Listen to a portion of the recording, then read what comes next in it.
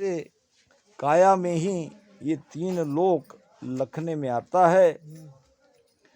घट मद भेव ब्रह्म भरपूरा, सतगुरु भेद परसिया नूरा। मैं हरिजन होय जग में आया, हंसा को कह ज्ञान सुनाया। एक बात, ये मनुष्य शरीर क्यों महत्वपूर्ण है? मनुष्य शरीर इसलिए महत्वपूर्ण है, जो बाहर है वो सब भीतर है, इस मनुष्य शरीर में ही है। आपको ऐसा शरीर मिला है जिसमें सब है, इस घट के बाहर कुछ नहीं है। घटमद भेव ब्रह्म भरपूरा, वो ब्रह्म, वो राम जी, वो आत्मा घट में भरपूर है। सतगुरु भेद परसिया नूरा, सदगुरु से भेद मिलेगा तब वो नूर नाम प्रकाश, उस आत्मा का दिव्य प्रकाश हमको तब दिखाई देगा जब सदगुरु के भेद से हम भीतर के एक एक कमलों को छेदन करते करते जाएंगे।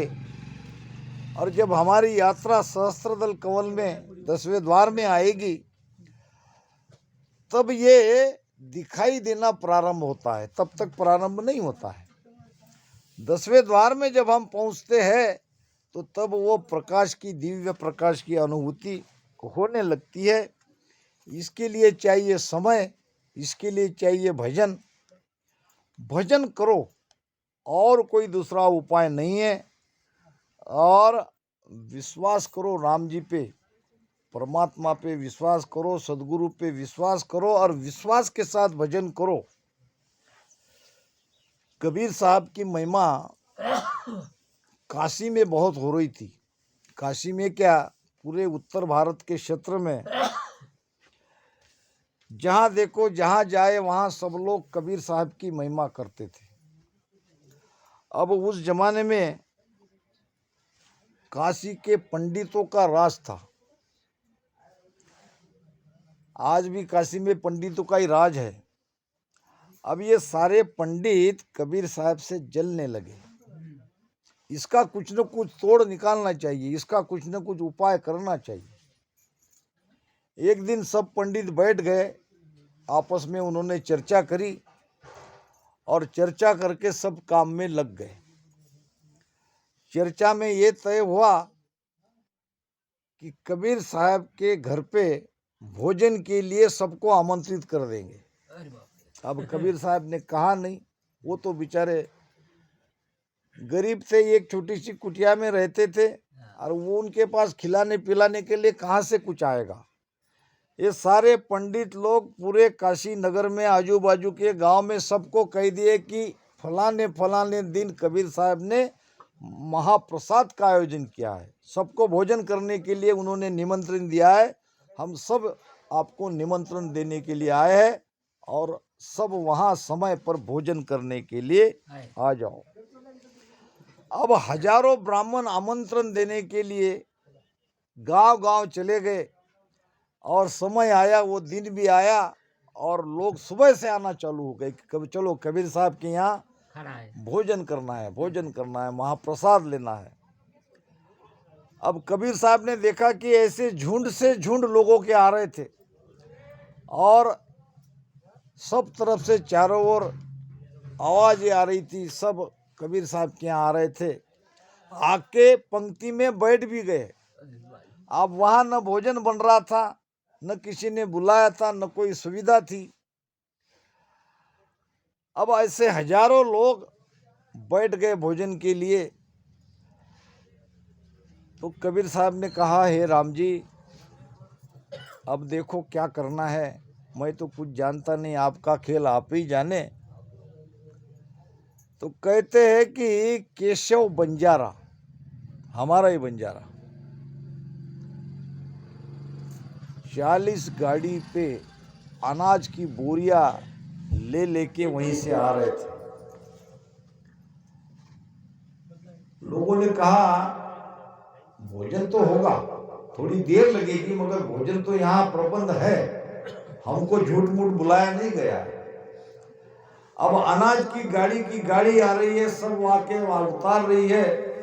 स्वयं राम जी केशव बंजारा के रूप में आए और गाड़ी भर भर के अनाज लाया। और उसके और भी सब देवता आ गए, कोई बावर्ची बना, आचार्य बना, कोई सेवा में लग गए, कोई खाना बनाने लगे, कोई सब्जियां काटने लगे और कोई वो हलवा तैयार करने लगे। बड़ी दूर से उसको खुशबू आ रही थी। अब कबीर साहब की समझ में नहीं आया क्या हो रहा है। अब वो कहने लगे, लोगों के पास हाथ जोड़ के आए कि भाई अब ये सब बन रहा है तो मैं कुछ खटाई का दही लेने जाता हूं, आप तब तक बैठे रहे, भगवान का नाम लीजिए। तो कहते हैं कि इतने बड़े बड़े लड्डू, ये कई लड्डू से पेट भर जाए, 2-2, 3-3, 4-4 लड्डू एक एक पात्र पे डाला गया, परोसा गया, कोई खाने को तैयार नहीं। इतना विशाल भंडारा हुआ। आज भी लोग उस बात को याद करते हैं। केशव बंजारा ने जो काम किया, हमारा समाज भक्तिमान पहले से ही था। और एक बात आपको याद बता दूं कि दिल्ली में चांदनी चौक में एक गुरुद्वारा है, गुरु तेग बहादुर का। वहां हमारा इतिहास लिखा है, आप जाके देखोगे। आप अगर इतना कह दोगे कि हम बंजारे हैं तो आपके सम्मान के साथ में आपको रूम दी जाएगी, आपकी सारी सुविधा होगी, लंगर में आपको भोजन खिलाया जाएगा। वहां लिखा है कि हमारे ही लाखा बंजारा ने गुरु तेग बहादुर को औरंगजेब ने मार डाला। अब मार डाला तो आदेश दे दिया कि कोई उसके शरीर को, मृत शरीर को छुए नहीं, अगर छुओगे तो आपका भाई यही हाल होगा। कहते हैं कि कई घंटों तक गुरु तेग बहादुर जी का मृत शरीर चांदनी चौक पे पड़ा रहा। जब लाखा बंजारा को ये बात की पता चली तो अपनी बैलगाड़ियां, अपने बैल गाय सब लेके आए और इतना शोर वहां हुआ। और उसी शोर में, उसी आवाज में, बैलों की आवाज, गाड़ी की आवाज और लोगों की आवाज, उसने वो शरीर साथ में अपने गाड़ी में डाल दिया और अपने घर में आग लगा दिया, घर जला दिया। लाखा बंजारा ने अपना घर अपने गुरु के लिए जला दिया, गुरु उनके भी थे। तो आज भी वो लिखा है, इतिहास है। तो ये केशव बंजारा, ये लाखा बंजारा, ये हकीकत में है। तो अगर परमात्मा पे हम विश्वास करके जीवन में ये भजन में उतरेंगे, भक्ति में उतरेंगे, तो परमात्मा आप पर कृपा जरूर करेगा। तो महाराज कहते हैं, मैं हरिजन होए जग में आया। हरिजन क्या है? हरि के जन, हरि के जन तो हम सभी हैं, मगर ये विशेष क्या है? ये हरि को मिलाने वाले हैं, वो है हरिजन। जो राम जी को हमें मिला देते हैं, राम जी को मिलने का उपाय बताते हैं, वो है हरिजन।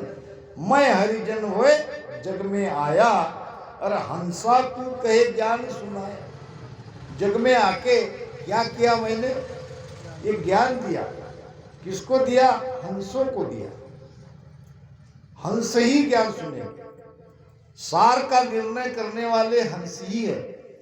हंस के चोंच में एक विशेष गुण है। हंस के सामने एक पात्र में आप दूध और पानी दोनों मिला के रख दो, वो हंस दूध पी लेगा, पानी पूरी छोड़ देगा। तो पहले तो हमको हंस बनना पड़ेगा। सार क्या है, असार क्या है, इसका निर्णय करना पड़ेगा। जब हम हंस बनेंगे तो महाराज का ज्ञान समझ में आएगा, क्योंकि ये ज्ञान हंसों के लिए है। मूढ़ मूर्ख को जीव रे सुने न समझे आए। जो अज्ञानी जीव है वो न सुन सकता है और सुन के भी नहीं समझ सकता, सुन भी नहीं सकता है, समझ भी नहीं सकता है। आ भी गया। सत्संग में भी कई प्रकार के लोग आते हैं, सभी हंस आते हैं ऐसी बात नहीं है। कुछ कुछ समय व्यतीत करने के लिए आते हैं, कुछ कुछ चलो क्या होता वहां देख ले। आए दिन कथा कीर्तन होती है, वहां आते हैं, और इतना सब आने के बाद भी ज्ञान इसलिए नहीं लगता है कि वो उसके लिए आते ही नहीं थे। अब एक सेठ जी थे, सेठ जी की थी कपड़े की दुकान, पास में ही कथा भागवत कथा चल रही थी। अब उसको लगा कि चलो भाई थोड़ी देर जाके कथा में बैठ जाए, अभी ग्राहक भी नहीं है।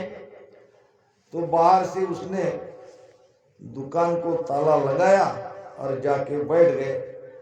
ग्राहक नहीं है इसलिए, खाली समय है तो खाली समय में चलो। अब जो इस भाव से आते हैं उसको सत्संग में उसको ज्ञान नहीं समझ में आएगा, ज्ञान उसको मिलेगा नहीं। अब थोड़ी देर बैठे बैठे बैठे अब सो गए। जब ज्ञान समझ में नहीं आता, ज्ञान के तरफ चित्त नहीं है, तो नींद तो आना स्वाभाविक है। ज्ञान समझना चाहिए राजा परीक्षित के जैसे, बाल्मीकि बुद्ध चित्त परीक्षित सो कहिए। चित्त लगाना है तो राजा परीक्षित के जैसे लगाओ, और बुद्धि चाहिए तो वाल्मीकि की जैसी बुद्धि चाहिए। अब सेठ जी आके सो गए तो घूरने लगे, बस थोड़ी देर में बैठे बैठे। अच्छा सो गए, घूरने भी लगे, ये टिकते, उसमें भी स्वप्न देखने लगे। अब स्वप्न में क्या देखा कि ग्राहक आया। अब स्वप्न कैसे? मनी वसेते सपने दिसे, जो मन में है वही तो स्वप्न में दिखेगा। स्वप्न में भी उसको अपना धंधा ही दिखा। ग्राहक आया, कहने लगा सेठ जी कपड़ा चाहिए, बताओ। बताया, क्या मीटर? 5 रुपए मीटर। 5 रुपए ज्यादा होते, 5 रुपए ज्यादा होते, कुछ कम करो। सेठ जी कहते कि कम नहीं होगा। अब जब वो ग्राहक जाने लगा तो सेठ जी ने पीछे से आवाज दी, सत्संग में बैठा हुआ सोते हुए स्वप्न देख रहा है। ये सब स्वप्न में सारी बातें हो रही, स्वप्न में उसको आवाज दे रहा है, लेना है तो ले जाओ 4.5 में। क्या कहा? अब 4.5 रुपए आखिरी भाव है, लेना हो तो ले जाओ रुपए 4.5 में। और दोनों हाथ दिखाए के आगे का दिया कुर्ता फाड़, आगे जो बैठा था उसका ही कुर्ता उसने फाड़ दिया। ये लो भाई 4.5 में ले जाओ। कहने का मतलब यह है कि हम किस भाव से सत्संग में आते हैं, ये भी तो जरूरी है। ज्ञान क्यों नहीं लगता? ज्ञान इसलिए नहीं लगता कि हमारा मन जगह पे नहीं रहता। और एक बहुत अच्छी कथा आपको बता दूं, राजा जनक याद आ गया। राजा जनक आए दिन अपनी नगरी में सत्संग करवाते थे, और याज्ञवल्क्य जी कथा करने वाले कथाकार थे, आए थे। अब कथा का समय था सुबह 9 बजे का, और 7 बजे से 8 बजे से लोग आके बैठते थे। कथा भी बहुत बढ़िया होती है, मगर 7 बजे 8 बजे आने के बाद भी 9 को कथा प्रारंभ करनी चाहिए थी, मगर याज्ञवल्क्य जी राजा जनक का इंतजार करते थे। अब राजा जनक कभी तो 9 बजे आते, कभी 9:30 बजे, कभी 10 बजे राजा थे, उनके ऊपर किसकी मर्जी चलेगी। जब तक राजा जनक नहीं आते याज्ञवल्क्य जी कथा को प्रारंभ नहीं करते। अब जो 7 बजे से 8 बजे से आते थे ज्ञानी ध्यानी विद्वान ऋषि मुनि, एक दिन सब कहने लगे याज्ञवल्क्य जी को, महाराज क्या आपकी नजर में अकेला राजा जनक ही श्रोता है? हम कुछ नहीं है। हम सुबह से 7 बजे से 7:30 बजे से 8 बजे से आते हैं, कि 9 बजे कथा प्रारंभ होगी। तो 9 बजे जब हम देखते हैं तो राजा जनक नहीं आते तो आप कथा को प्रारंभ नहीं करते। ये क्या बात हुई? क्या आपकी नजर में हमारी कोई कीमत नहीं? हम कोई श्रोता नहीं? राजा जनक के बारे में ऐसा सुन के याज्ञवल्क्य जी ने कहा, ठीक है, एक दिन मैं आपके इस सवाल का जवाब दूंगा। आपकी शंका जो है वो शंका का पूरा समाधान आपका हो जाएगा। अब एक दिन याज्ञवल्क्य जी ने कथा प्रारंभ के पहले जब सब आ गए थे, राजा जनक भी आ गया था, अब कथा प्रारंभ करना ही करना, तो अपनी योग माया से सारी नगरी में आग लगा दी। चारों तरफ आग आग आग, जिधर देखो उधर धुआं। अब जो कथा में बैठे थे उन्होंने धुआं देखा तो एक एक भाग गए। अब घर जल रहा है, घर में सारा सामान जलेगा, किसी के छोटे बच्चे हो गए, तो क्या करे? कथा तो कब भी सुना जा सकता है। एक एक करके सब भाग गए। नहीं भागे तो राजा जनक नहीं भागे। अब सब भागने के बाद और 1 घंटे में वापस आ गए, क्योंकि आग कहीं लगी ही नहीं थी, वो तो केवल योग माया से उसका आभास उसने किया। सब आके अपनी अपनी जगह बैठ गए। अब याज्ञवल्क्य जी ने कहा कि आपका उत्तर मिल गया। आप मुझे कहते थे कि जब तक राजा जनक नहीं आएगा तब तक कथा प्रारंभ नहीं करते। क्या राजा जनक ही श्रोता है? तो देख लो, राजा जनक ही श्रोता है, क्योंकि आग लगते ही आप सब भाग गए। आपके तो छोटे छोटे कुटिया थी, छोटे छोटे घर थे, राजा का तो महल था। अब राजा के महल में क्या नहीं है? नुकसान तो सबसे ज्यादा राजा का होना था, मगर राजा अड़िग रहे, राजा स्थिर रहे, राजा कथा छोड़ के भागे नहीं, और आप सब भाग गए। इसका मतलब क्या? आपको कथा में रस वहां तक ही है जब तक आपका कोई स्वार्थ में कोई आड़ा नहीं आ रहा है, आपके सुख में कोई आड़े नहीं आ रहे, तब तक आप कथा का आनंद लेते हो।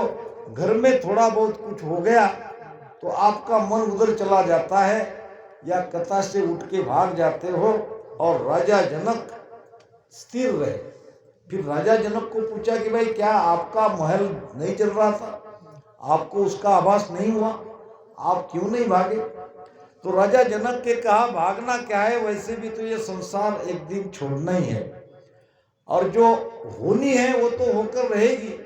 अगर आज मेरा मकान जलना तय है, निश्चित है, तो वो तो जल के रहेगा। मैं क्या कर सकता हूँ?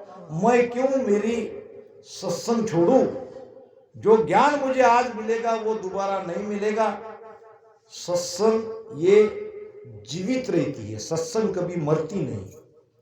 यही ज्ञान आपको बार बार भी सुनने को मिला तो भी आपको हर तरह से नई उम्मीद, नया आनंद, नई ऊर्जा आपको प्रदान करेगा। आप देखोगे महाराज की वाणी को, ये विषय आप कई बार सुन के आए हो, मगर हर बार आपको उसमें नयापन लगता है, उसमें जिंदापन लगता है। ये विशेषता है ज्ञान। तो ऐसा ज्ञान जब मिलेगा तभी हमारा भ्रम दूर होगा। और इसीलिए सत्संग में जब आते हैं तो मन के विचारों को दूर ही रख के यहाँ आओ, चित्त को यहाँ से लगाओ। हो सकता है तो श्रोता के तरफ आप आंख से देखते रहो। आंख आपकी श्रोता के तरफ रहेगी तो मन आपका भागेगा नहीं। मन का द्वार है आंख, मन आंख के द्वारा भागता है। हंसा सुनो हमारी वाणी, तन मद भेद कहूँ सब आणी। अमरापुर से मैं चल आया, तुम कारण मुझ ब्रह्म पठाया। हे हंसा, हंसा सुनो हमारी वाणी। महाराज फरमाते हैं कि हे हंसो, आप मेरे वचनों को सुनो। वाणी यानी वचन। तन मत भेद कहूं सब आणी। घट के अंदर परमात्मा प्राप्ति का भेद मैं आपको सब कहता हूं। आपको मैं भेद बता रहा हूं, उस भेद को सुनो, मेरे वचनों को सुनो। क्यों? अमरापुर सु मैं चल आया। अब ये अमरापुर कौन है और अमरापुर में महाराज कैसे गए? फिर अमर देश से तो आने की रीत नहीं है। फिर ये महाराज क्या अपवाद है? महाराज कैसे अमर देश से आए और किसने उनको वहां से भेजा? अमर देश में और कौन बैठा है? यहां तो महाराज लिख रहे हैं, तुम कारण मुझे ब्रह्म पटाए।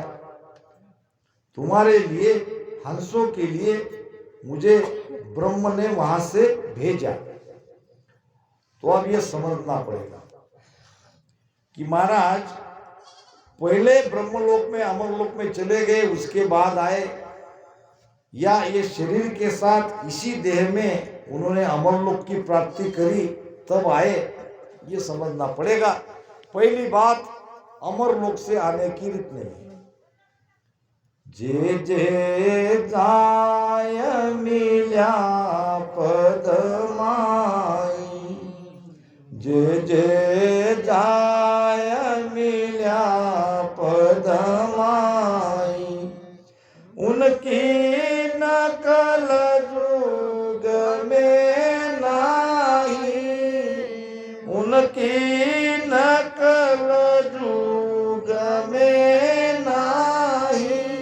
जो परम पद में मिल गया दोबारा वापस आया नहीं, आने की रीत नहीं है। फिर महाराज कैसे आए? महाराज ने तो एक जगह नहीं कई जगह कहा है। आत्मसार कोई ले लो आप।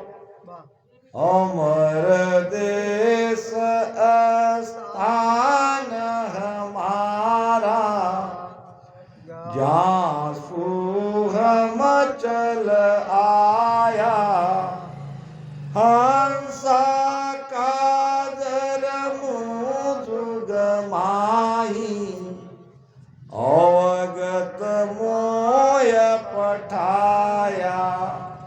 दोनों साखी का निर्णय आप करोगे तो आपको ऐसा लगेगा कि अमर लोक में कोई अविगत परमात्मा बैठा है और वही संतों को मृत्यु लोक में भेजता है, ऐसा ही आपको लगेगा। मगर ये ऐसा नहीं है, ये ऐसा नहीं है, क्योंकि वहां दो नहीं है। वहां संत और परमात्मा अगर दो वहां है तो वो अमर लोक नहीं है, वहां एक ही है, अद्वैत है। वहां दो नहीं है, वहां द्वैत नहीं है। फिर ये कैसे महाराज कह रहे कि मुझे अवगत परमात्मा ने आपके लिए भेजा है? तो इसको समझना पड़ेगा। अब जब महाराज आए, परकाया प्रवेश हुआ, संत कभी गर्भ में नहीं आते। न कबीर साहब आए, न तथा दरियाव जी महाराज आए, न सदगुरु सुखराम जी महाराज आए। सुखराम नाम के मृत शरीर के बच्चे में हलचल हुई जब उसको ले जा रहे थे, प्रसंग आप सबको पता है। और उसमें प्रवेश किया उस पवित्र आत्मा ने, महापुरुष की आत्मा ने उस सुखराम नाम के शरीर में प्रवेश किया। फिर जो सुखराम के माता पिता थे वो उनके भी माता पिता बन गए। जिस जाति में वो थे उस जाति के वो भी हो गए। अब कार्य करके आना था तो शरीर तो किसी का लेना ही था, बिना शरीर तो कार्य नहीं हो सकता। तो फिर उन्होंने भजन भी किया। भजन करने के बाद जीते जी गुरु महाराज अमर देश में पहुंच गए। अब अमर देश में पहुंचने के बाद काल के देश के बाहर हो गए। फिर वो परमात्मा के देश में उस आनंद लोक में चले गए। तो वहां वही परमात्मा है, वहां पहुंचने पर कोई दूसरा भगवान नहीं है। काल का शासन समाप्त हो गया, फिर रहा परमात्मा। परमात्मा में जाके ये मिल गए। फिर वहां पे दो ऑप्शन है, एक तो 10वें द्वार फोड़ के बाहर चले जाए, दोबारा कभी नहीं आएंगे, और दूसरा है वो सत्ता लेके जीवों को उद्धार करने के लिए कुछ बरस तक और संसार में रहे। आप जानते हो कि महाराज के जीवन में 6 महीने पहले आए थे दूत और प्रार्थना करने लगे, महाराज आपको अमरलोक में सब याद कर रहे हैं, तो आपका वहां जाने का समय हो गया। तो महाराज कहते हैं कि 6 महीने में और रहूंगा। यानी ऐसे संतों पर किसी का शासन नहीं चलता है, वो जब चाहे जब मर्जी चाहे या तो यहां रह सकते हैं या 10वें द्वार फोड़ के बाहर जा सकते हैं। जब महाराज श्री को लगा 90 साल की आयु उन्होंने यहाँ पे व्यतीत की और 42 साल की आयु में उन्होंने भजन प्रारंभ किया। 41 साल हो गए थे, 42वें साल में महाराज ने भजन प्रारंभ किया और सारी सत्ता उनके अंदर आ गई। जीते जी उन्होंने अमरलोक को देखा। अब वहां वो अकेले मालिक थे स्वयं। वो जब कहते हैं कि अवगत मोही पठाया, अवगत कोई दूसरे नहीं थे, वही अवगत परमात्मा बन गए, संत ही भगवान बन जाते हैं। फिर उनको लगा कि 10वें द्वार फोड़ के बाहर निकलने के बाद ये हंसों को क्या होगा। जम जालिम की त्रास सु हंसा करी पुकार और सुखिया साहिब आविया ले जन को होता। जब ये हंस पुकारते हैं, त्राईमान त्राईमान करते हैं, काल से बचने का उपाय ढूंढते हैं, तब संत अवतरित होते हैं। तो कौन से संत अवतरित होते हैं? जिनका ध्यान उस अमरलोक में लगा है, जो अमरलोक देख रहे हैं, जो अमरलोक का आनंद ले रहे हैं। फिर उनको लगता है कि चलो कुछ बरस तक और इस मृत्युलोक में रहे, तो फिर वो सत्ता लेके कुछ बरस तक मृत्युलोक में रहते हैं। जैसे महाराज श्री 90 साल तक रहे, इसको कहते हैं अमरलोक से आना। नहीं तो पहले ही अमरलोक के आ गए, फिर पहले अमरलोक के आए तो भजन क्यों किया? भजन करने की आवश्यकता नहीं थी। अमरलोक उन्होंने भजन करके जीते जी वो पहुंचे, सारे चक्करों को छेदन करके उस देश में पहुंचे। और फिर उनको लगा कि अब 10वें द्वार फोड़ के बाहर जाने की बजाय कुछ बरस तक यहाँ मृत्युलोक में रहे और जीवों का उद्धार करे। और फिर महाराज तो रिचोला में 10वें द्वार फोड़ के निकल गए। अब वो सदा के लिए उस अमर दोष में चले गए। अब तो केवल उनकी सत्ता है। तो महाराज फरमा रहे हैं, अमरा पुरुषु मैं चल आया और तुम कारण मुझे ब्रह्म पटाया। ब्रह्म ने भेजा, ब्रह्म नाम परमात्मा मालिक। मेरी इच्छा हुई कि मैं तुम्हारे लिए आऊं। अपने ऊपर नहीं ले रहे हैं, वो परमात्मा के ऊपर डाल रहे हैं, तुम्हारे लिए मुझे मालिक ने भेजा। मोह लखो ज्ञान कर सोई, उठ बैठ क्या मेरी होई। बोली सबे बात सब ठाणो, करुणारत सु मोय पिछाणो। अब महाराज को लखना है। कैसे लखेंगे? महाराज ने 2 बातें कही है। पहली बात, मेरी शरण हंस जो आवे से आनंद पद पासी, बांधा और सकल पिस्तासी। कब की बात है? जब महाराज का शरीर इस मृत्युलोक में था और मृत्युलोक में शरीर था, सत्ता भी उनके अंदर थी। तो वो सत्ता कहती है कि मेरी शरण में आओ। अब जो जो आए उनका उद्धार हो गया। अब महाराज जाने के बाद फिर क्या उपाय है? फिर कहा है कि सुन सुन मेरो ज्ञान रे, की जो शब्द विचार। अब आपको मुझे लगना है, आपको मुझे देखना है, आपको मुझे पहचानना है, तो मेरा ज्ञान है। मेरे ज्ञान को सुनो, मेरे ज्ञान को समझो, कीजो शब्द विचार, एक एक वचनों का विचार करो, आजो सब सतलोक में मत पड़ लीजो हार। सब सतलोक में आ जाओ। अब महाराज नहीं है, अब हमको कौन तारेगा, हम पर कृपा कौन करेगा, ये सोचो मत। महाराज आज भी ज्ञान रूप में हमारे सामने मौजूद है। मोकू लको ज्ञान कर सोई, ऊट बैठ क्या मेरी हुई। इन्हीं शब्दों